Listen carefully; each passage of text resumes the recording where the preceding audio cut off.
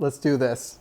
But fun fact, the moon actually is getting sucked in towards the Earth. Every year it moves a couple centimeters closer because it's so far away that it'll be a really, really, really long time before the moon gets close enough to actually be, drawn into the Earth's gravity. But it is moving closer, and that's something that we can measure. EJ, you know what I'm going to ask you? I got to ask about your fun fact. Is the moon coming toward the Earth? No. The moon goes away from the Earth. I am aware. Thank you to the thousands of commenters who have helpfully informed me. So the fun thing about being on a live show for the first time, when you've literally never done this before, which is what first time means, is that sometimes you get nervous and you make brain farts, and especially when you have somebody who's cutting you off after every sentence, and so you're speaking quickly to avoid them cutting you off.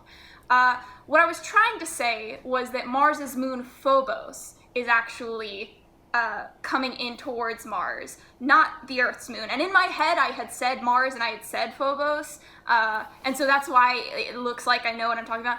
My description of the dynamics was absolutely 100% correct. I just, complete brain fart, thought I was talking about Phobos and Mars, and I'm sure everybody's gonna say, oh, that's such a lame excuse. No, actual fun fact is that Phobos is slowly approaching Mars's Roche limit. And the Roche limit is where the internal stresses from gravity pull on one side being so much stronger than the other side of a celestial body is that it will actually tear the moon apart.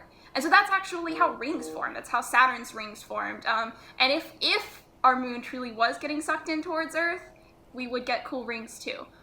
But, fun fact, the moon is moving away from Earth. Yay. Now I'm bummed out that we're not getting rings. So, what causes a moon to be a moon that is coming toward the Earth as opposed to a moon that is going, or toward the planet, as opposed to a moon that is pushing away from the planet?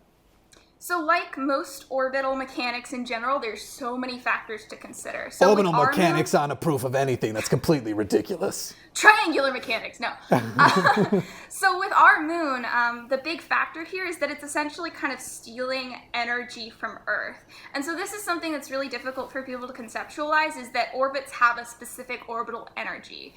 And so the Earth's rotation slows slightly, and the moon is taking that energy from the slowing of the Earth's rotation and using that to add energy to its own orbit. And so as you add energy to an orbit, the orbit gets bigger and bigger.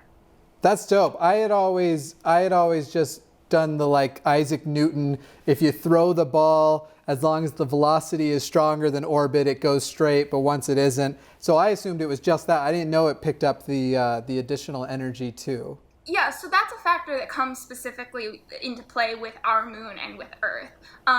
With any celestial body, there are so many factors that affect its orbit that'll affect, whether it's moving in or out, that'll affect whether the orbit stays steady or whether its orbit parameters are changing over time, whether the inclination or, any number of parameters that measure orbits. A lot of these will change over time, and that has there's a lot of factors that go into that.